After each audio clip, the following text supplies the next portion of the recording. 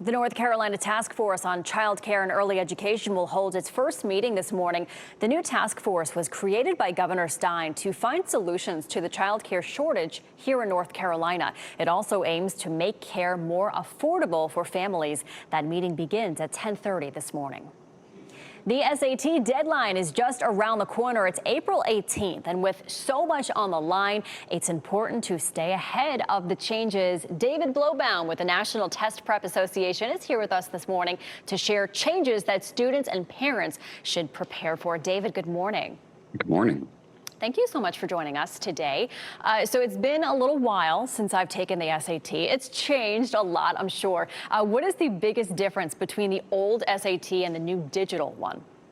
Yeah, so the new SAT, as you said, is digital and it's also adaptive. Students don't really need to worry about that adaptive capacity, but the biggest change that they need to prepare for is that the digital test now gives them access to what's called the Desmos calculator. It's an on-screen calculator.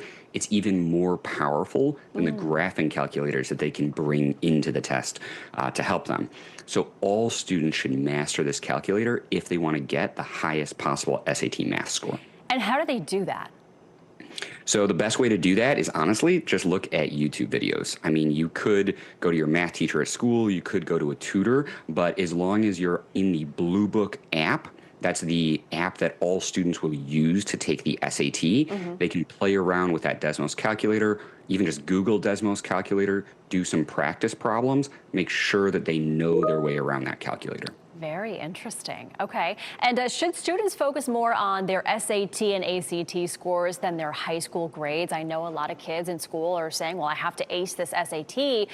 Their school grades now may fall behind. How do they navigate that? Please always put high school grades first. Yeah. So, and that's coming from an SAT and ACT tutor. So one of the big differences between high school grades and SAT and ACT scores is you can't redo your biology test or your history test, but you can retake the SAT and ACT.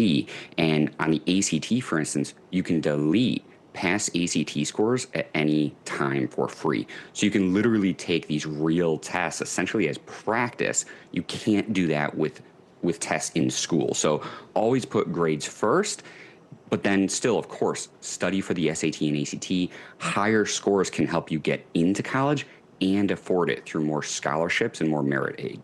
Yeah, some really good advice there. And with Caltech now requiring AP scores, should students be worried if they didn't take the AP exam? Yes, so you nailed it. So Caltech became the first college ever to require that if you've taken an AP exam, you have to report that AP exam score. So they're really just on the forefront of what all the top colleges are doing, that if you've taken an AP class, take the AP exam, and they're expecting you to report that AP exam score. So AP exams are in May. Students should be taking practice tests now to make sure they're on track for a good AP exam score in May. Wow. All right. Some great advice. And David, where can people go to get more information, more advice? Yeah, so they can go to nationaltestprep.org. We love helping families. We're a national organization, a consortium of top test prep tutors in the country. That's incredible. David Blowbaum, thank you for your time and insight today. We appreciate you. Thank you. Sure.